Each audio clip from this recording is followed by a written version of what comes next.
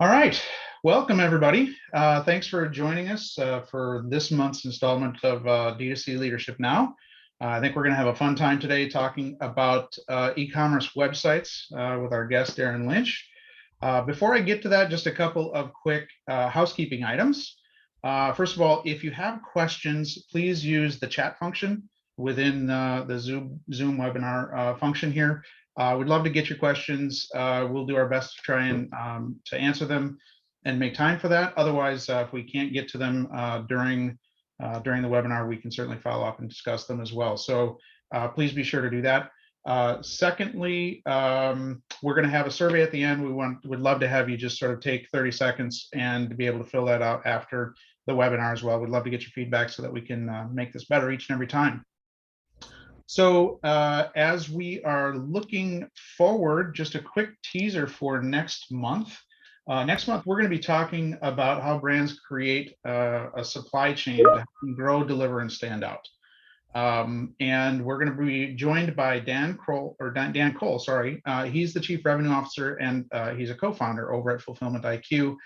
Dan has spent his entire career in the fulfillment space, but at Fulfillment IQ, he is specializing in really looking at optimization for brands and online sellers and 3PLs as it relates to their entire fulfillment ecosystem. So that should be a really fascinating discussion. He has worked at 3PLs, but he's not at a 3PL right now, and really is just focusing almost like a consulting type of a group, working with some incredible brands and names. So that'll be a great discussion. So today we are joined by Darrin Lynch. So I'm going to invite Darrin to jump on here, start his video, and I'm going to stop sharing. Darrin, thanks so much for joining us. I've been kind of looking forward to this, actually really looking forward to this discussion. You've got a lot of insight, and we've had some good conversations recently about a lot of things you've been doing as it relates to e-commerce and so forth. But maybe as a starting point, if we can just kind of kick off, I'd love to hear a little bit more about kind of your background, where you come from, and we'll go from there. Well, first of all, thanks for inviting me in for a conversation, Michael. I've been looking forward to this too. And congratulations on everything you've done with Etail. It's very impressive. As far as a quick rundown on myself and Irish Titan. Hi, everyone. I'm Darren Lynch. I am the founder and CEO of Irish Titan.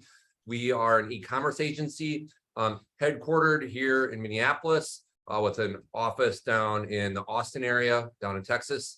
And so I started Irish Titan way back in 2004. So I like to joke that I'm a grizzled veteran by e-commerce standards. I used to say I was a dinosaur, but then they went extinct and I realized that's a bad analogy. So I switched over to the grizzled veteran analogy. So Irish Titan's an e-commerce agency that builds and grows e-commerce channels. And we do that with this spirit of business first, online second. For those of you who are Simon Sinek fans, business first, online second is our why.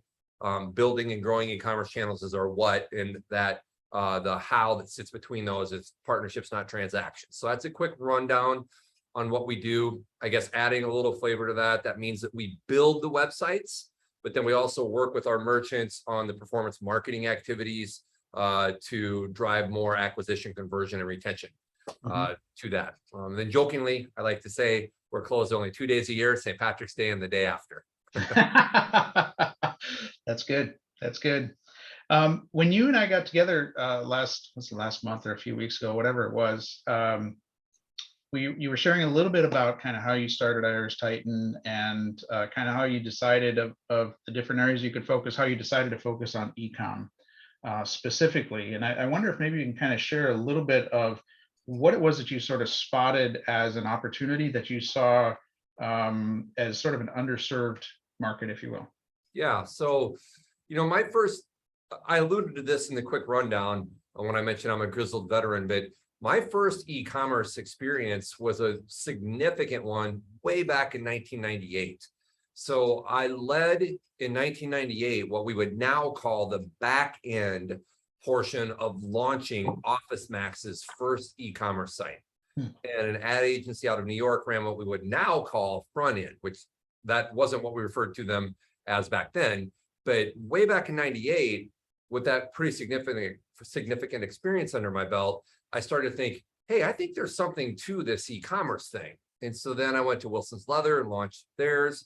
And I went to Second Swing Golf and launched theirs. So I was progressing toward more and more sophisticated, advanced e-commerce experiences. And I was experiencing good and bad on the buyer side of the table with the vendors that I worked with.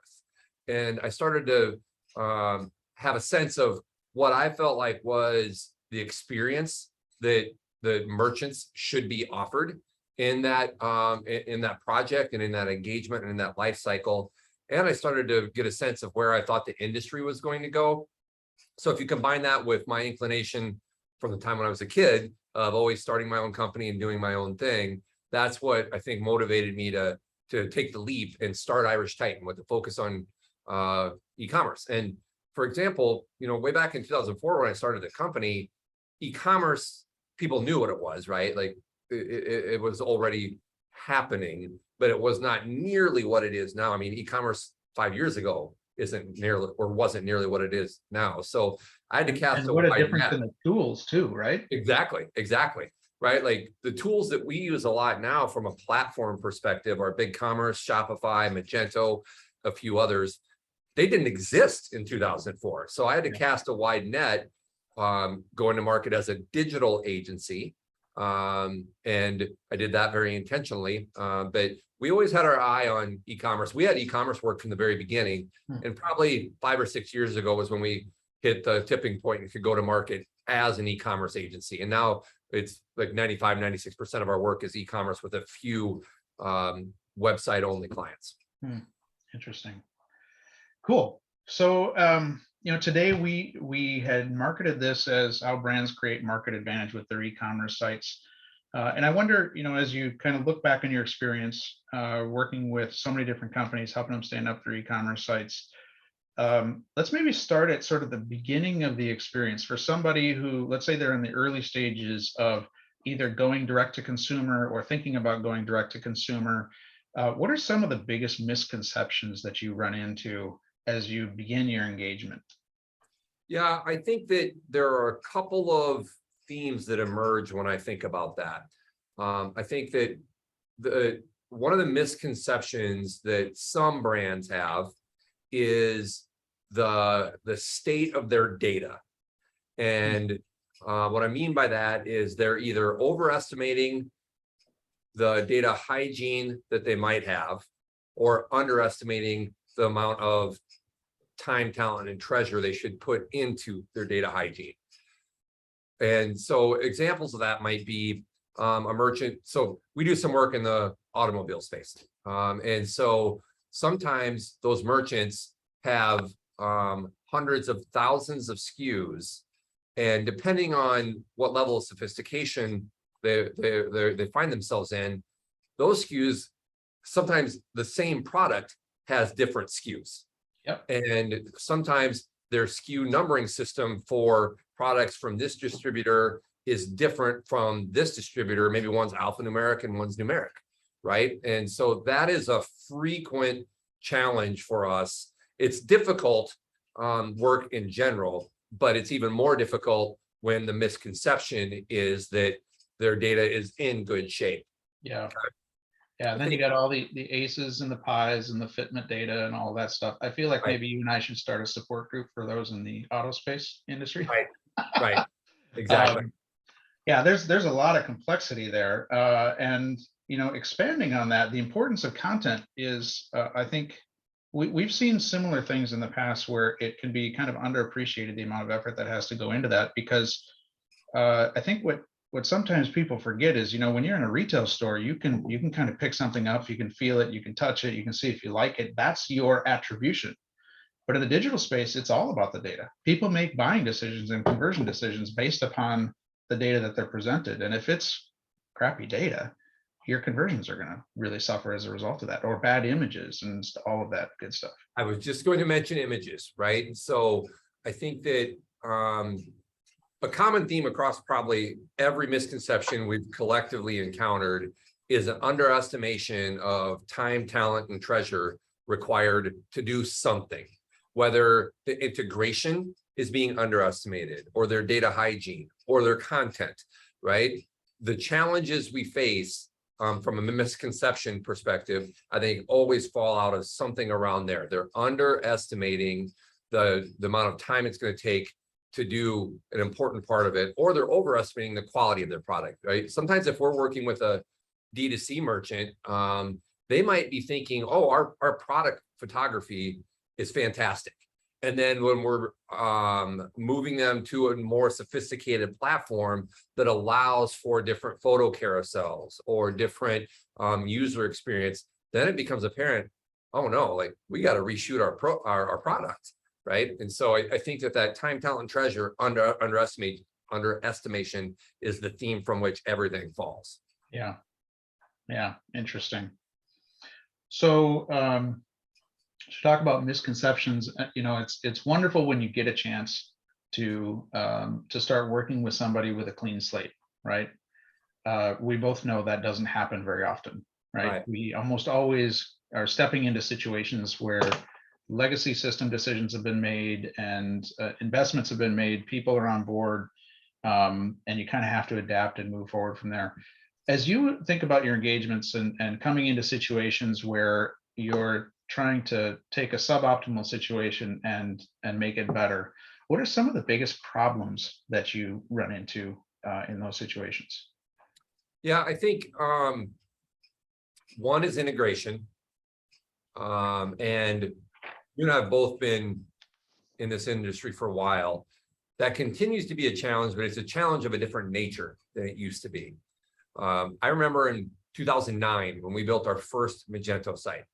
Integration, and by integration, that's a big term, right? But I'm talking more about ERP, fulfillment, those sorts of integrations rather than even CRM. Yeah. Because CRM is a more recent technology than ERPs, which are more legacy, even if they're modern, right? ERPs have been around for a long time.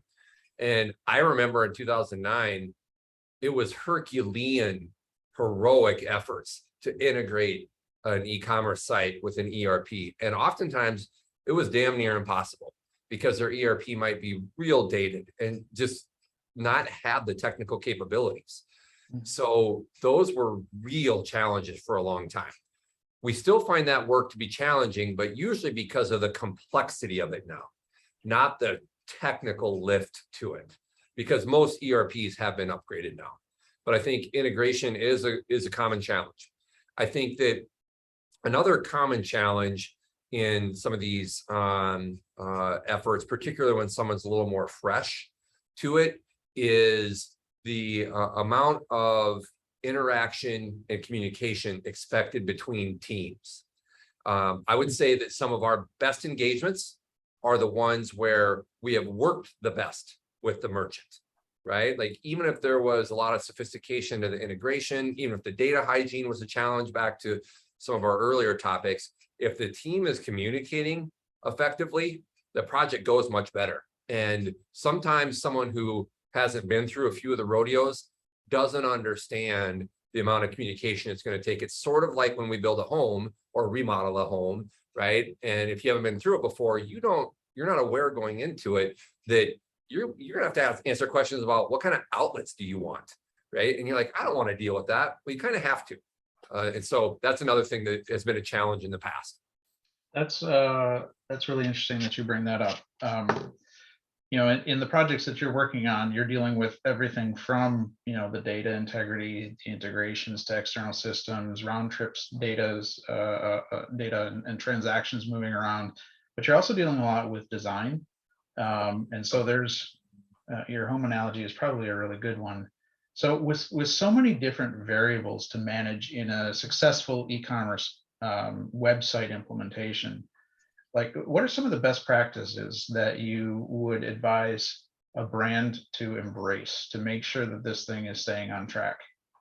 Yeah, I think I'll stay away from project best practices, and maybe we'll circle back to that later. You're the boss, we'll go wherever you drive, right? I'm curious. I'd love to hear your perspective on that. So there are some project management best practices that I think are applicable here, just like building a house or whatever the project might be.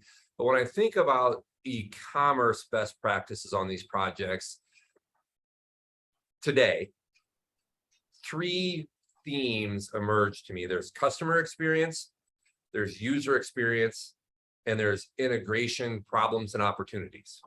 Those are the three themes that emerge to me. And when I think about customer experience, that's that umbrella that includes things like branding, but also things like shipping and fulfillment and customer service, right? Like, what do you want that customer to walk away saying about their experience with you, right? That bleeds into some of the user experience things that I'll mention, but I'm bubbling that up, that customer experience, I'm bubbling that up to more of their impression of what it's like to work with you. And that's the visuals, that's the imagery, that's your voice. That's what happens if the product doesn't arrive on time or it's the wrong product, all of that, right? So that's the customer experience. That second theme I mentioned is user experience. That's the umbrella that I use to refer to what are the features and functionality on your site and how do those operate, like site search, filtering, checkout, product detail pages, product listing pages. Those more routine, if you will, or more easily identified features and functionality set. That's a user experience, right? And then that last thing, and we touched on this a little bit earlier, but the integration problems and capabilities. So when I think of problems from an integration perspective, I think of your ERP, your CRM, your fulfillment, your point of sale, whatever it might be, right? Like, what state are those systems in? What sort of API capabilities do they have? What sort of state is the data in? When I think of opportunities, that's when I think of things like gift card and loyalty and customer service and some of these e-commerce technologies that have emerged, whether they're marketing or operational, that you can integrate with now much more easily as long as you have the right system, right? Like a Shopify, a BigCommerce, a Magento, you can really easily plug into ShipStation, for example, right? To help with everything post-order in some ways. So those three themes are, I think, the best way to think about all the priorities you should identify in launching and managing and working through your e-commerce initiatives. That's great. So then from a project standpoint, are those three threads that are running in parallel? Is there, are they, is it kind of waterfall? One has to take care of the other, or to happen before the other, or how do you look at that? Yeah, those three, I think, absolutely run in near parallel, right? Not even agile fall, which is sort of the way I like to jokingly talk about things that have to be a little bit more monolithic, but not necessarily totally. I think that you can really be driving all three of those at the same time, particularly integration, because that is very, very separate from branding, for example, right? They can run in parallel. There could be some sequencing between your customer experience, particularly branding, and some of your user experience, features and functionality. But even that, those two streams can really run in parallel. Now, then it becomes a question of firepower, right? Do you have the staff to do all of that at the same time? But in terms of best practices, I think you want to run those in parallel as much as possible. I'm guessing you see the same thing. Yeah, for sure. So we titled this "How to Create Market Advantage," and I almost always look at these types of things as sort of crawl, walk, run. Like there's a certain amount of foundation that anybody needs to have in place first, and then you start expanding and optimizing and fine tuning as you start to increase scale and so forth. If we were to kind of put ourselves in the shoes of think of it as you've landed a new customer, right? And you're talking through what are the first things that we need to look at? What is the foundation that a brand should be looking at, as saying, okay, this is the bare minimum of what I need to start with to get this thing functional, and then how do you turn that foundation into market advantage? Like, what are the things that are really going to make a difference for a brand? Well, it's interesting how you phrase that question, because in thinking through our conversation, one of the analogies that came to mind for me was ready, fire, aim, right? Because sometimes that we experience that, which is just a different way to say crawl, run, walk. So I was kind of chuckled when you mentioned that. So, I think that when you think of foundation, one of the things that we don't require, but we suggest frequently, and it's usually pretty well received, are audits. So I think that when we can audit a merchant's site, either if we're going to inherit it or upgrade it, when we can audit it, that gives us a better sense of where the tech stack sits from a life cycle perspective, how the data is flowing, what the data hygiene might look like, what the analytics are that we're seeing on the site, et cetera. So I would strongly encourage audits from a fundamental perspective. More for kind of like a gap analysis of what's here, what can we work with versus what needs to be put in place. Right. And I think that those audits can take those audits, that gap analysis can take on different shapes based on what those different priorities and initiatives are, right? So if we're going to take on a site with a lot of integration that's been customized, we want to audit that because we want to know what we're signing up to support so that we can manage the merchant's expectations, right? And data is another one. Like if we're going to, or I assume this would be something you would experience too, right? Like if you're going to take on a merchant who has a lot of orders flowing, you want to get a sense of, okay, what are the systems that these are touching? What does that data look like, right? Because we've got to get a sense of what we can commit to. So audits, I think, are a great way to get a sense of what that foundation might be.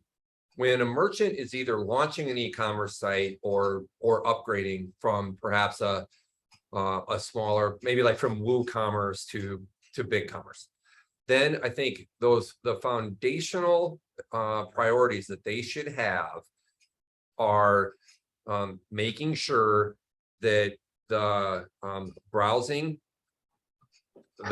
experience, including site search and filtering, works for their 80% of the product that satisfies their biggest needs, right?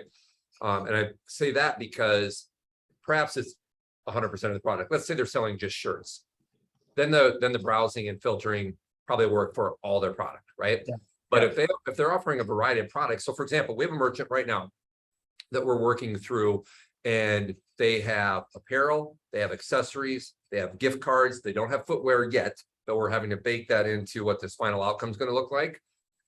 Their gift cards, the way their system is set up right now, gift cards are a physical product as far as, right? So a $20 gift card has a different style and SKU than a $50 gift card. Well, we have to make sure that the online gift card page doesn't try to display the product the same way that a sized color attributed product would be displayed as an accessory, right? So that's a foundational concept, that if you're going to offer gift cards, you got to make sure they get displayed right. So either don't offer them at first and make that a phase 2 priority, or make sure they're covered right. And then the last thing that comes to mind foundationally is that path to purchase, particularly 2 things. Compress your steps to checkout as much as possible, and offer as many, within reason, as many payment options as possible. Shop Pay, Apple Pay, Buy with Prime, those sorts of checkout options to facilitate the purchase. Those wallet options are rapidly increasing in adoption. So I think those are, and they're not that difficult if you're implementing a new e-commerce platform. So I think those are foundational table stakes, after which everything else can start to become discussions of phase 1 or phase 2 or phase 3, 4, and 5. Is that demographic dependent? The checkout options? Oh, I think it's demographic influenced. I don't know if I'd say demographic dependent, right? Not to mince words, but I think I say that because, sure, the younger demographic probably want Shop Pay and Apple Pay on everything, right? But that's bubbling up. Like I can say for myself now, you and I are both a little closer to this than maybe some of our demographic peers, right? But like, I want that on every site that I use. So I think it's demographic influence, but also I would say it's industry influence, right? Like if you're selling B2B, it's probably not quite as important. Yep. And so B2C, way more important. Apparel, probably even more important. So it's a little bit of an intersection, an overlay of those factors.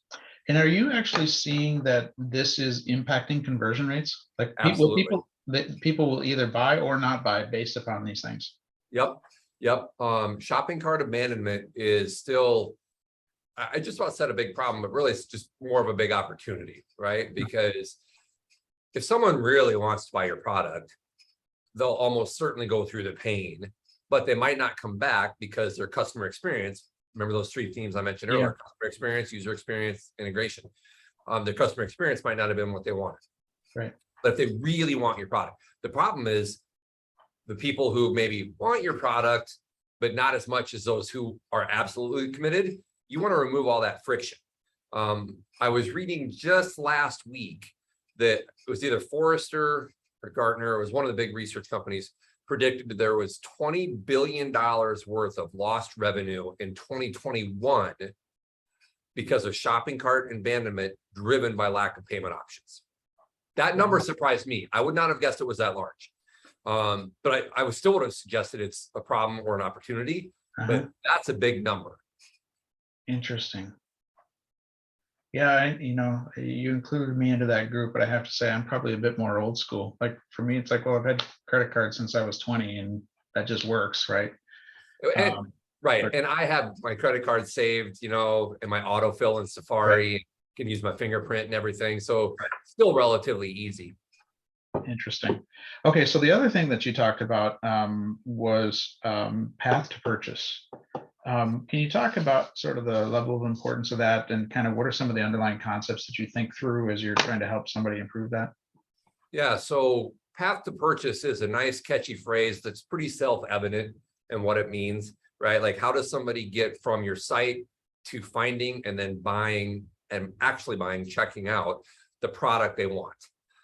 And so I think the concepts that are part of that flow are how do they get to that product? And so that's either site search or navigation, which are two different things. And both are equally important. What's been interesting that we've seen over the years is site search is increasing in how much it's being used compared to navigation. Navigation is still of the utmost importance. I'm not diminishing it, but I think that maybe it's driven by the immediacy of social media and the improvement in, Google search and voice search and all of these search technologies outside of commerce that might be driving. I haven't seen any data on this. It's just my own theory, but that might be driving this increase in adoption in site search that we're seeing, where people get to the site and they just search for their product, right? So site search, let's think about automotive again, right? That's an industry like a lot of B2B industrial industries where you might be buying a part that's 1/4 inch. Well, your site search, you might want to take into account how does it include products who are 0.25 inches and products who are 1/4, in the two quotes inches, right? Because the user, your potential customer, might type that in either way. Right. So how does your data reflect that? And how does your site search technology reflect that? So site search is important. One of our merchants, we're working through site search for them. They're an apparel retailer. And one of the things we're doing with them that's having a really strong impact is including images in the site search results. As they type it out, a modal window pops up, kind of a side window, and it's including images, right? And then when they click through to the actual results page, the images are there. So site search is a big part of that. Were you going to ask something, Michael? No, go ahead. I'm fascinated because I was thinking about again, kind of I've been in the space for a while. I'm thinking about e-commerce design in the old days where navigation was really an area where people would spend a ton of time, but I haven't thought about it for years. And I have to be honest, when I go to major marketplaces or whatever, I pretty much know exactly what I'm looking for. And Right, I can't even remember the last time I browsed by category on a right, site. right. Like if you go to Amazon, you're doing site search. Yeah, for Nobody sure. goes to Amazon for fun. You're either going there to buy a product, or you might be going there to see if a product you're looking for on a branded site is there, and you want to read the Amazon reviews, and then you want to go back to the branded site to support the merchant, whatever it might be. I don't know. I think if there are a few folks on here who either themselves or maybe their spouses may actually go to Amazon for fun. Yeah, that's probably true. But the number of packages, right? True, true. But if you're going to a branded site, you're either going to be doing site search because you know what you want, or you might still browse categories. Like we were talking beforehand, I'm a Steelers fan. When I go to the Steelers store, if I'm buying something preseason or in the middle of the season, then I will search by categories. I kind of want to see what they have, right? So I think the stronger your brand affinity, the more likely to explore via navigation. Yep. And so navigation, don't get me wrong, is still equally important as site search. I'm not trying to say that navigation doesn't matter, but from a path to purchase perspective, you have to take into account both, right? Then you need to take into account your PLPs, your product listing pages. How are you going to display those results, either through the navigation or the site search results? What images are presenting? What little tiles are you displaying underneath the images in case there are color options or other options? What data do you show before having people be forced to click through, right? Are you showing price on the PLP so they can see how much this part costs versus that part? Or do you, for some reason, want them to click through to the product before seeing pricing? In general, I would encourage you not to take that approach because you want people to not have to click back to go to another product that are like that is more within their price range. So PLP is a big consideration. And then of course the PDP, the product detail page, is the next step with imagery, carousel options, maybe video in the B2B space, right? Or in certain B2C verticals, maybe having how-to videos or videos of the product in action can be really impactful, right? So the process of identifying what content you want on that page is of utmost importance because that's your point, that's your opportunity to drive a sale, right? And so add to cart. Then from there, it's a little bit more, I shouldn't say routine, but we covered a little bit of this, and I don't want to monopolize this with the mundane checkout part of the process, but that path to purchase, abandoned shopping cart is still a big problem and a big opportunity. So once they have that in their cart, you want to make it easy for them to check out, not just payment options. We covered that enough earlier that I won't go into depth there unless you drive us there more later, but shipping address and billing address, including that check mark so that your billing address automatically inherits what your shipping address is if you leave it checked, right? Something as simple as that can really facilitate the checkout process. Another best practice, shipping costs, right? Making that apparent as early as possible in the buying process so that that's not a surprise. That's one of the biggest reasons people bounce. Oh, my product's $99. Oh, wait, it's $50 to ship? No way. And so it's not going to get there in time or the timing of the shipment. Absolutely. Right. So those are the things I think really start to shape that path to purchase. Okay, good. All right. So let's bring this up a little bit.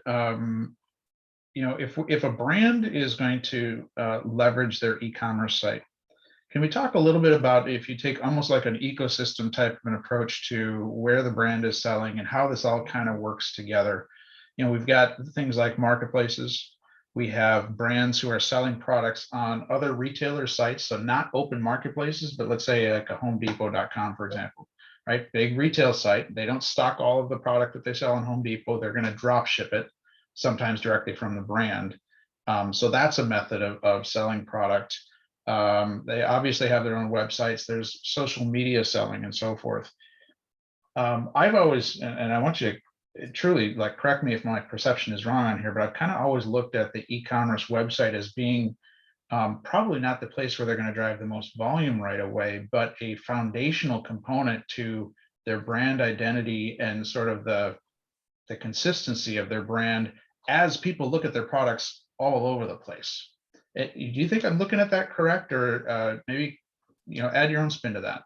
Yeah, no, I think you're spot on. One of the things that we talk about with our merchants is a hub and spoke model, meaning your branded site really should be considered the anchor in a positive way of all of your experiences, right? So it should be the hub with all of these spokes, some of these spokes themselves connected, right? So whether it's a marketplace or a Home Depot or retail stores or social, etc. I think that thinking of it, that omni-channel go to market with a hub and spoke sort of picture, I think is absolutely on point. And in fact, I think that's going to become even more important because commerce is becoming more open. And I don't quite have my point of view settled around what phrase I think best visualizes this, but this open commerce everywhere, that's what's emerging. And for example, I think shoppable video is going to be an e-commerce technology and experience that grows rapidly in the next, I don't know, 3 to 5 years, something like that, because shoppable video is the convergence of social and devices and consumer buying trends, right? And so with the mobile that we all have now, people go to your site and buy things. They buy product from Amazon. They might be scrolling through TikTok or whatever the social channel might be. And so in every one of these touch points, you could be offering product. We haven't even talked about voice, right? Like I think voice commerce, right? Right now you can order off of Alexa, but I think that's going to continue to grow. That's talked a lot about at e-commerce conferences. So I think that you just caused my Alexa to light up, by the way. That's hilarious. That's why I don't have an Alexa yet, actually. And so I think that point of view that you kicked this question off, kind of wondering if you're right. I think you're not only right, but you're going to become more right in thinking of it like that, because commerce is going to become more and more distributed. But your branded site is the area where you have the most opportunity to control and influence the impression people get of you. Yeah. And control margin.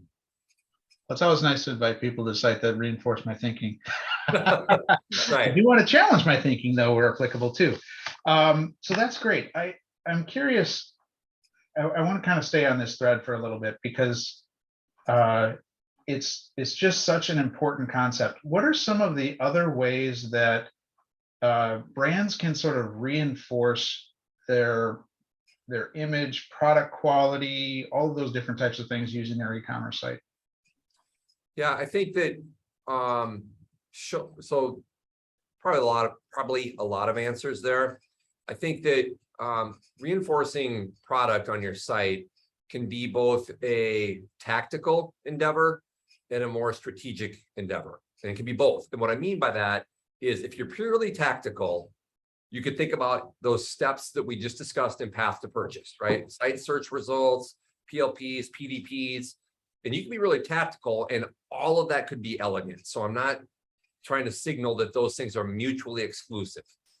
But if you are looking to reinforce your brand, your product, thought leadership, things like that, then you can be using video and imagery and content on your site in ways outside of that path to purchase, right? Like you could really amp up your brands page. We have some clients, some merchants that sell multiple brands, not just their brand, and they'll have a brand page that shows what the different brands are with compelling imagery. Sometimes it shows those products in use.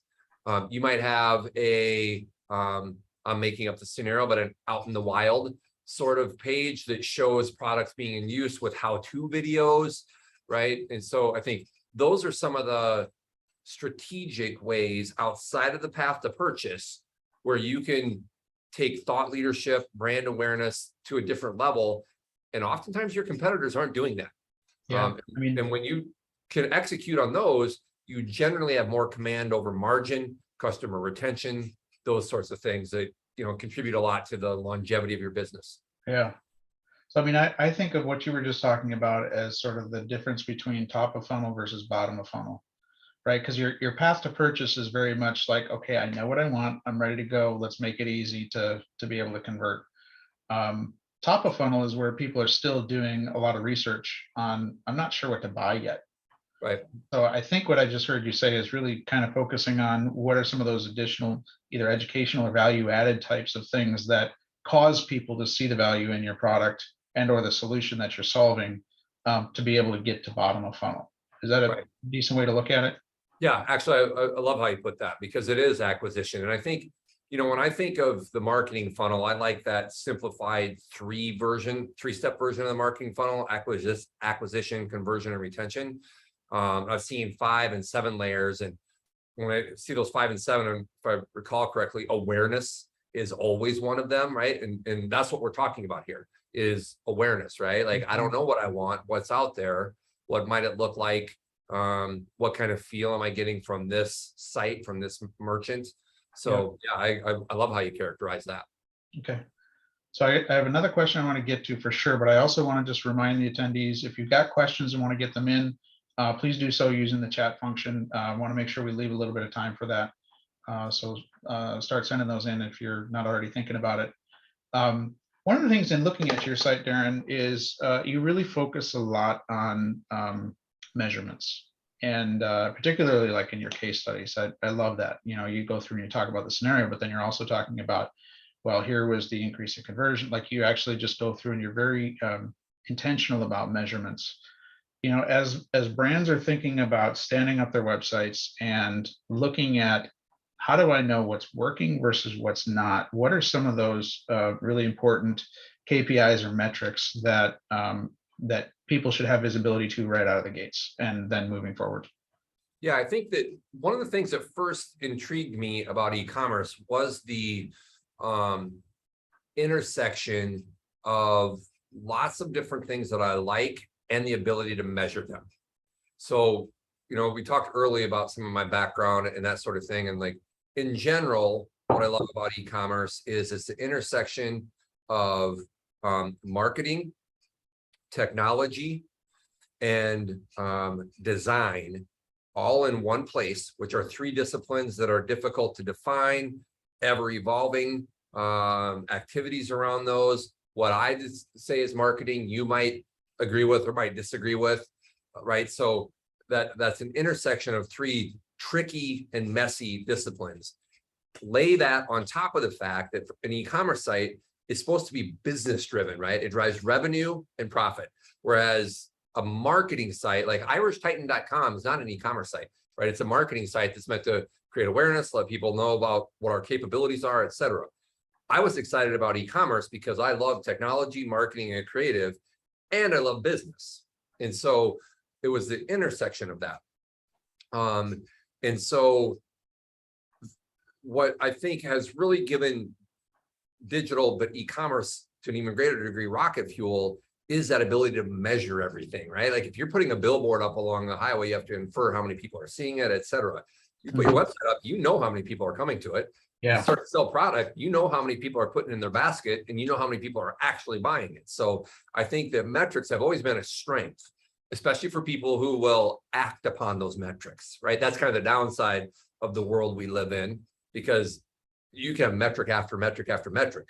And if you're not going to make different decisions, or if they're not truly illuminating data that's actionable, then it can be a little bit of overload. So I think there are some foundational ones that I think everybody should be paying attention to, right? I've mentioned abandoned cart rate a ton of times on here. That's one. Mhm. I think that average basket size is another one. Like, what is the average size of the checkout? The one that's emerging, and then of course there are traffic statistics, like how many people are coming to your site, time on site, etc. Time on site though can be a little bit interesting because some of our merchants perform better with lower time on site and some more. And so it's a little bit indicative of what product are you offering, what sort of experience are you offering, right? Like if you have a really tight path to purchase and a really effective checkout, their time on site could be really short, and that's a good thing, right? So time on site, I think, has some nuance. The metric that's a bit of a foreshadowing there. The metric that is emerging for us a lot over the last few years is ROAS, return on ad spend. And that's been emerging as more and more top of mind for our merchants. I think that's also a function of one little nugget I'll drop, and then I'll be quiet and let you drive again. But one of the things that's changed a lot over the years is back in the old days, 2009, 10, 11, 12, whatever, when merchants would build a site, almost 100% of their budget would get consumed by building the site because it was such a heavier lift. What's changed is the newer platforms are still a heavy lift. There's still a lot to it, but merchants' budget does not need to be spent nearly 100% on the build. You can preserve budget for the marketing activities in a way that you couldn't before. I think that's led to some of the emergence of metrics like ROAS because people have more budget and mental bandwidth to spend on it now. Yeah. Well, and it's something they have to plan for because I use the analogy with folks sometimes that, you could build a beautiful retail location, but if you chose the location, it's on a dirt road, back behind some farm, that's a bad investment if you're not going to figure out a way to drive traffic to it, or just perhaps pick a better location. But that's one of the reasons why when we talk about websites with brands, it's a good opportunity and it's foundational and it represents who you are, and it's a key, I would call it a cornerstone to your overall strategy. But it's also probably not the place that's going to grow revenue the fastest right out of the gates unless you're starting to spend a lot of marketing dollars. Right. But something that's going to grow a bit more over time. We got a question here that it's a really good one, and I'm guessing you've got some interesting perspective on this. We've got a little bit more than 10 minutes, 11 minutes left. So can you talk a little bit about your experience with brands who are making a decision to sell direct, but maybe historically have gone through traditional distribution? So they've got either distributors or they've got retailers who are out there selling products and consumers, and now they're making the decision to go direct. And there's this channel conflict topic looming over their head, and they're trying to figure out, how do I do this in a way that's respectful of my existing distribution channels, and how should I approach this problem? It's a topic that comes up, at least for us and our clients, quite frequently. So Right. I'm really curious on your perspective on this. Yeah, and you and I actually spoke about this a few weeks ago when we got together too. It's interesting because channel conflict is still a thing. There's no doubt about it. What's interesting is it's a very different thing than it used to be, right? Like, I remember before the I would actually distinguish between D2C and B2C even, right? And before the emergence of D2C, there was already a rapidly growing acknowledgement of the fact that you just had to, this was a natural evolution, like it was going to happen. Yeah. Before that, we'll just say 10 years ago, there's more fear, right? Like, I'm not going to be able to do it because our distributors won't let us, or we'll damage all these relationships, which was a natural thing to work through. There's a natural progression that needed to happen there. But today, I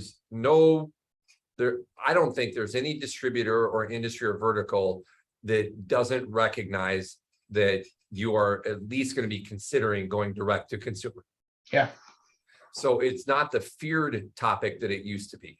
I think that oftentimes and I'd really love to hear from you on this, because I think you might have more exposure than we do. But oftentimes the distributors are expecting it and welcome the conversations around how to maybe do that in partnership with them still, in cooperation. Whereas before it was a little bit more, okay, if you do that, we're not going to be selling your product. And so it was a bit of a, well, can we weather that storm? And now I think it does not have to be binary and either or. I think it can be part of a overall strategy. I don't know. What do you think about that, Michael? But it is a fascinating topic. And, you know, back to your reference of how expensive it used to be to stand up an e-com site and how much tools have changed over the last decade and a half, 2 decades. It used to be, you know, in the .bomb days, everything was custom built, right? There weren't key, you know, turnkey platforms. And so we're talking hundreds of thousands, even, you know, straight on up from there in terms of the cost to do this. And so, you know, I think that in the earlier days, distributors felt like they had more leverage to just, you know, basically tell the brands, hey, look, I'm the hand that feeds you. You don't want to piss us off.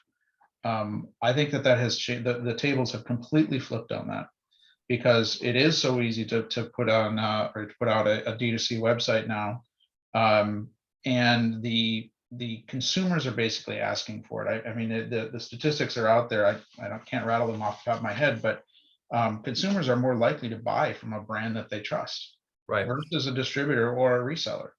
So consumers are asking for it. The distributors know that it's happening, and as you said, they know that at least you're considering it. And here's the other really interesting thing to think about on this particular topic. Distributors have one of two options. They either take the ostrich way and bury their head in the sand and pretend like it's not going to happen and try and play hardball with you and say, well, if you do that, we're not going to carry your products. In which case, they get cut off. Because going direct to consumer means that you're bypassing an entire step or two in the distribution chain. right. And so distributors can either be, you know, they can think of it as competition and not embrace it, or they can say, how can we be a part of the solution? Right. And the ones that I see that are being successful with this are the ones who are moving in the direction of, how do I become a part of the solution? We have I don't think I can use the names, but I'll refer to them. So we have a very large fan manufacturer who is, you know, go to any big box store anywhere, and you're going to see their products in the fan aisle, right? And they have gone historically through traditional distribution, and one of their major distributors, again, I don't think I can use the name, but it's one of, I would say, the top 10 distributors for, you know, for these types of products and electronics and so forth in the industry. You know, big drop ship programs and stuff like that this distributor supports. And they carried this company's products. And this company was saying, well, look, we're going direct, and we recognize that our footprint in terms of the DCs that we have, you know, may not get the product to the consumer as quickly as what we'd really like to do. And we know that this impacts conversion. We know that this impacts sales. So, you know, Mr. Distributor or Ms. Distributor, how about you be a part of the problem, or sorry, part of the solution, not problem. Right. And so they basically said, you're already carrying our products. We want you to continue to carry our products and sell it through your traditional distribution channels, but we also would like to open up a 3PL relationship with you. You have the fulfillment footprint that we need. Yeah. And I would like to do a program with you where I'm going to still own the product. I'm going to just send you product. You're going to make space for it, and you're going to leverage your fulfillment capabilities. And that's a slightly different relationship.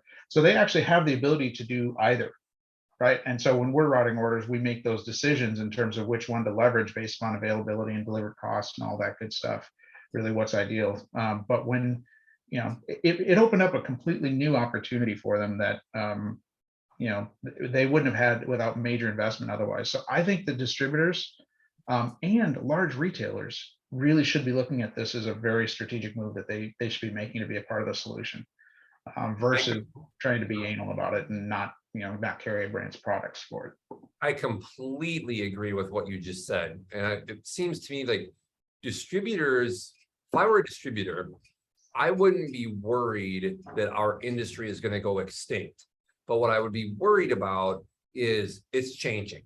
And so I can either be an ostrich, or I can figure out, okay, what do I bring to bear and how can I strategically still leverage that, the 3PL, et cetera. They already have all these relationships. Maybe they have a ton of site traffic or whatever it might be, right? Like if they're resistant to change, they're going to miss their opportunity. Then even if the industry is still in place, they'll go out of business. I think there are certain verticals that get hit by change. Like if I owned a website hosting company, I wouldn't be feeling great about that. Like I feel like that's a vertical that is going to go away, right? Because the platforms are becoming SaaS and all this kind of stuff. And so that's different. I think the distributors still have an opportunity to be a strategic part of the supply chain, of the demand chain, but they need to approach it like you just said. Yeah. So there's a follow-up question on this, and we only have about 3 or 4 minutes left, but it's actually a really good one. So relative to channel conflict and sort of, okay, so let's say we're doing this, right? But we still are kind of concerned about respecting distribution channels and so forth. What are your thoughts on how to approach go-to-market pricing when you're going to go direct? And how do you do that and still leverage your opportunity, but still keep as many customers happy as you can? Right. That is tricky.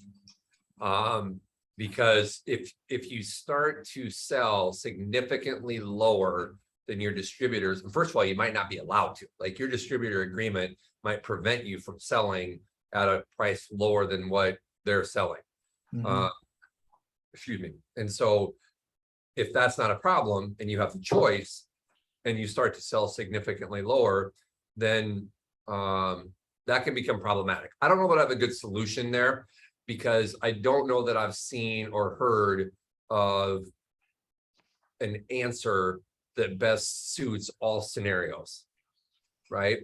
It depends on what your product is. It could also depend on the experience, right? Like you might not be able to offer it,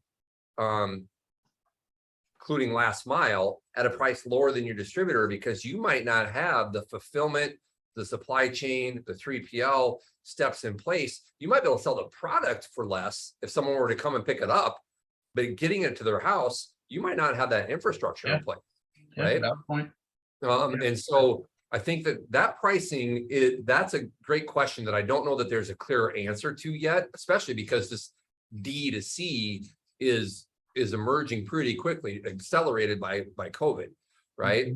So I don't know that I have a good catchy answer there. Yeah, it's a deep topic, and quite frankly, one that we probably could spend an entire hour on. There's a few different approaches to that they all have their pros and the cons to it. So right, I think what I would say is if someone is worried about that or feels like there's a lot to that, they're right. There is. Yep. Yeah, it's a valid area to spend some time and attention on for sure. Well, I really thank you for your time today, Darren. As kind of normally happens, you get to the top of the hour and you feel like you could still keep going for quite a long time. It's great talking to you, great hearing your perspective on this. Really appreciate your time. So thanks for joining us. Yeah, I appreciate this, Michael. I enjoyed it. Thank you. Yeah. So for next month, don't forget, we're going to have Dan Cole here, and he is going to talk to us about how do we leverage that supply chain? How do we leverage a supply chain to create growth and deliver value to customers? So that's going to be a fascinating conversation. And then also, just don't forget, if you would, please take 30 seconds when this is all done. And as you close the session here, I think a quick survey is going to pop up. It really helps us to make sure that we fine tune this over time. So appreciate your time, everybody, and hope to see you next month. Thanks again, Darren. Thanks, everyone. Thanks, Michael. Yeah.